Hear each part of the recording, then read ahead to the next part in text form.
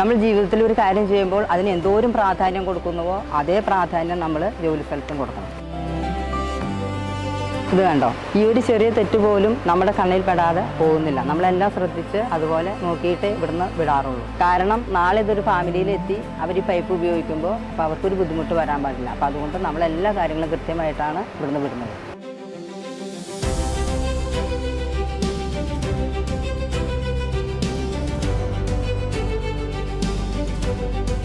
രാവിലെ 4:30 എഴുന്നേറ്റ് വീട്ടിലെ പണികളെല്ലാം തീർത്ത് ഭർത്താവിനെയും മോനെയും ജോലിക്ക് വിട്ടതിന് ശേഷമാണ് ഞാൻ കമ്പനിയിലേക്ക് വരുന്നത്.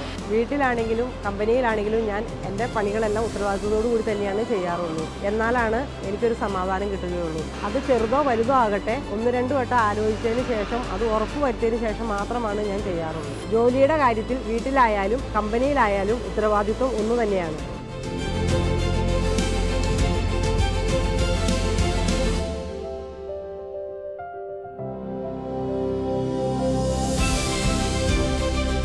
ഞാൻ രാവിലെ എഴുന്നേറ്റ് വീട്ടിലെ പണികൾ ചെയ്ത് മോളെ സ്കൂളിലാക്കി കമ്പനിയിലേക്ക് വരുന്നു. ഇവിടെ വന്ന് കോട്ടയൊക്കെ ഇട്ട് എന്താണോ ഡ്യൂട്ടി ആ ഡ്യൂട്ടിയിൽ ഏർപ്പെടുന്നു. ഇപ്പോൾ ഇവിടെ നടക്കുന്നത് പൈപ്പിന്റെ വിഷ്വൽ ടെസ്റ്റാണ്. പൈപ്പിന്റെ ഡാമേജും ക്വാളിറ്റിയും ടെസ്റ്റ് ചെയ്യുന്നത് ഇവിടെയാണ്. ഡാമേജ് കണ്ടു കഴിഞ്ഞാൽ പൈപ്പ് വേസ്റ്റിലേക്ക് മാറ്റും. സോക്കറ്റ് കുറവാണെങ്കിൽ അത് സോക്കറ്റ് ചെയ്യാനായിട്ട് കൊടുക്കും. ഡാമേജും ചെക്ക് ചെയ്ത് കെട്ടിവെച്ച് ടെസ്റ്റ് ചെയ്തതിന് ശേഷം ക്വാളിറ്റി നോക്കിയിട്ടാണ് ലോഡ് കയറി പൈപ്പ് കൊടുത്തു വിടുകയുള്ളൂ. കുടിവെള്ളത്തിന് അത് ഉപയോഗിക്കുന്നതല്ലേ, അപ്പോൾ അത്രയും സുരക്ഷിതത്തോടു കൂടി നമ്മളത് ചെയ്തു കൊടുക്കും. നമ്മുടെ മനസ്സ് ശുദ്ധമായ പോലെ തന്നെ പൈപ്പ് ശുദ്ധമാകണമെന്നാണ് എൻ്റെ ആഗ്രഹം.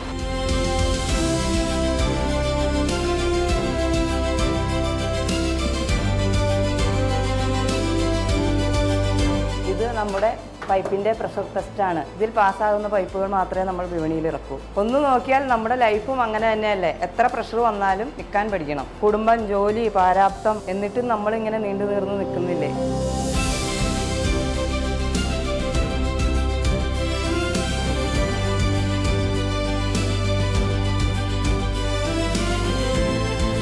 ആദ്യം വീട്ടിൽ ആർക്കും ഇഷ്ടമുണ്ടായിരുന്നില്ല ജോലിക്ക് പോവാൻ. കമ്പനിയിലാന്ന് പറഞ്ഞപ്പോൾ എല്ലാവരും പറഞ്ഞു പോകണ്ടാന്ന്. പക്ഷേ ഞാൻ പോകാൻ തന്നെ തീരുമാനിച്ച് എൻ്റെ തീരുമാനത്തിൽ ഞാൻ ഉറച്ചു നിന്നു.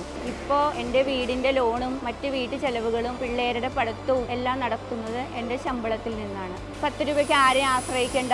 നമുക്ക് എന്ത് കാര്യം വേണമെങ്കിലും ചെയ്യാം, മക്കളെ പഠിപ്പിക്കാം, വീട്ടിൽ എന്ത് സാധനം വേണമെങ്കിലും വാങ്ങിക്കാം, എവിടെ വേണമെങ്കിലും പോകാം. എല്ലാത്തിലും ഞാൻ ഹാപ്പിയാണ്.